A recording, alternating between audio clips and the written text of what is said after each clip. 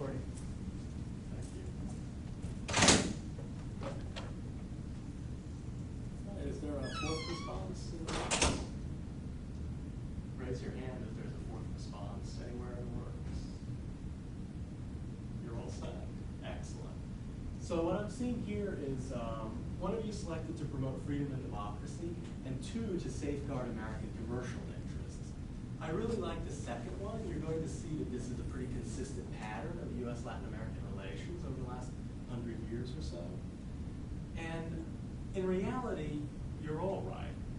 Even if you had selected option 4 or option 2, you would have been right, because all of these apply in particular contexts and times in U.S.-Latin American relations.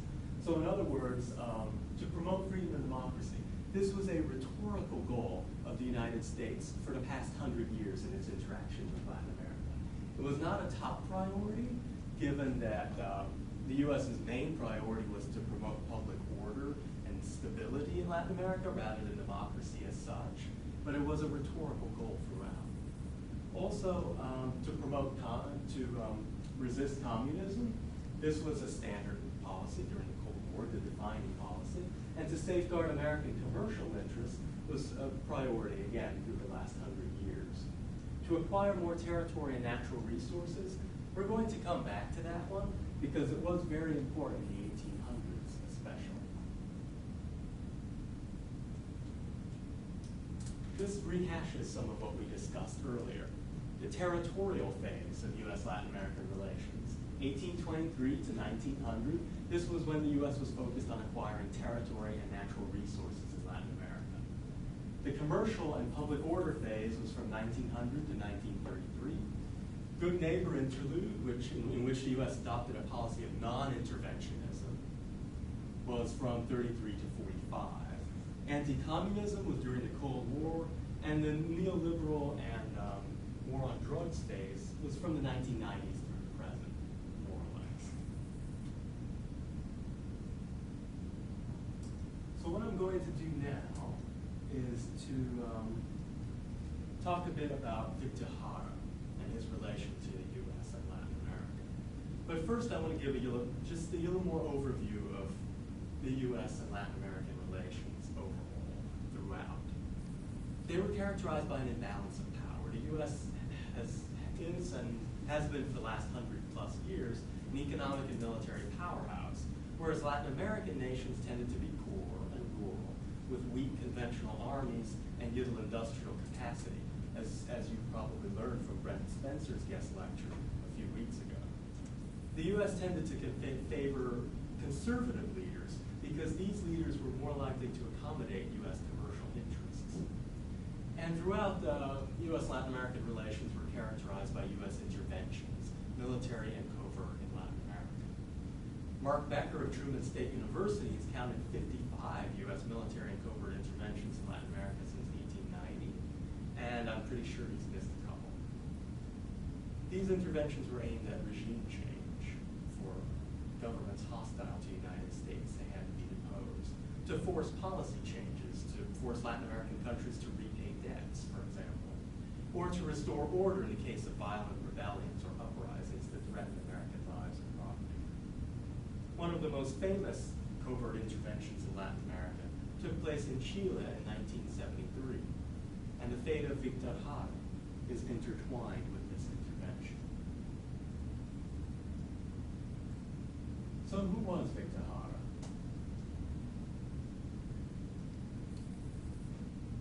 He was a Chilean singer, a poet, and a theater manager during the 1960s and early 1970s.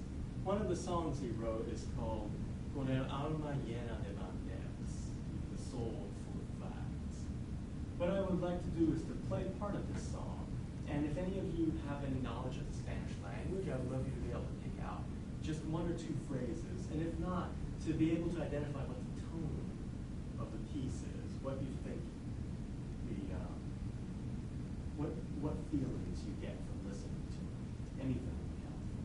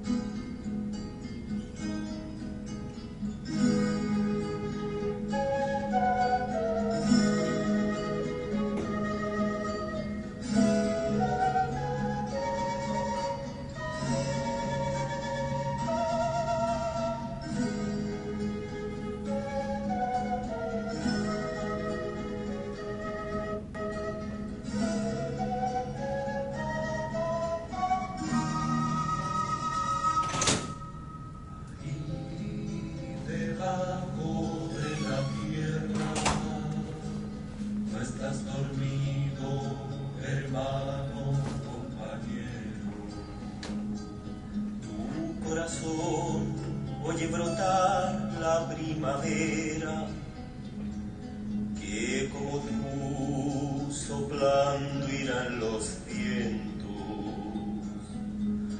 ahí enterrado cara al sol, la nueva tierra cubre tu semilla, la raíz.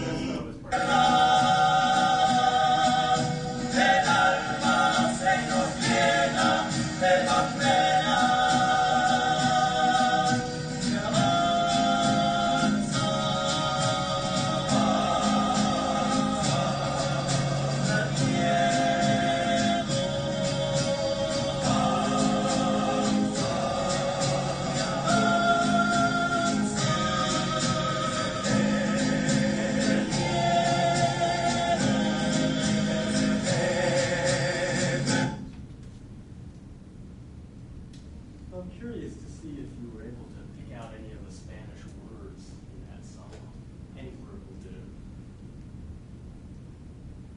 Did you say I'm sorry? There's there is that. Third. Did any of you catch some of the last words toward the end? Advance. Advance. Yes. Advance. It was a little hard to understand, Yeah. even if you know Spanish. It was a little bit. I had to go into the lyrics to really get what he was aiming at. But it's a fascinating song because this was written in the 70s during a lot of conflict between a conservative government and leftists and Democrats in Chile. So what he's singing is about his brothers, his comrades who are below the earth, who have been dead and buried.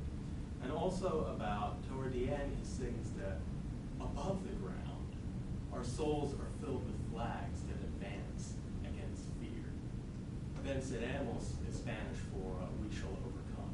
It's an invocation in some ways, not only of the militancy of revolution, but also of the civil rights movement in the United States, which a lot of Latin Americans like to reference during this period. So who was Victor Jara? Victor Jara wasn't a revolutionary or a gunman. He was a poet, a singer, and a university theater director in Chile during the 60s and 70s. But he was a known socialist and a believer in democracy. Victor Jara was murdered amidst the military coup the U.S. Central Intelligence Agency helped foment against the democratically elected socialist government of Chilean President Salvador Allende in 1973. Victor Jara was tortured by Chilean soldiers. His fingers were shattered by blows from rifle butts. He was shot and thrown into the street. His widow, a British woman named Joan Turner, had to collect his body from the morgue and pass by hundreds of other corpses, with military trucks periodically driving in to dump out more bodies of college students, trade unionists, and other dissidents. In 2012, Chile indicted 8 men for complicity in Victor Jara's murder. In September 2013, just a few months ago, Victor Jara's widow sued in an American court to extradite her husband's alleged murderer to Chile to stand trial. This man was identified by soldiers in his own regiment who claimed to have witnessed him put a bullet in Victor Jara's head. This man is a former Chilean army officer who is now an American citizen living in a retirement community in Florida. So far, we have declined to extradite one of our own. Victor Jara is a martyr to many Chileans, evidenced by this funeral procession in Santiago in 2009, following when his body was removed from its tomb to conduct an autopsy to determine absolutely the cause of death. You'll see here many of the red flags of the Chilean left, images of him as well. And here, just behind the hearse carrying his body, is his widow, Joan Turner, who 40 years after her husband's death has never ceased campaigning for justice to be brought to his murderers and to those who murdered them like him.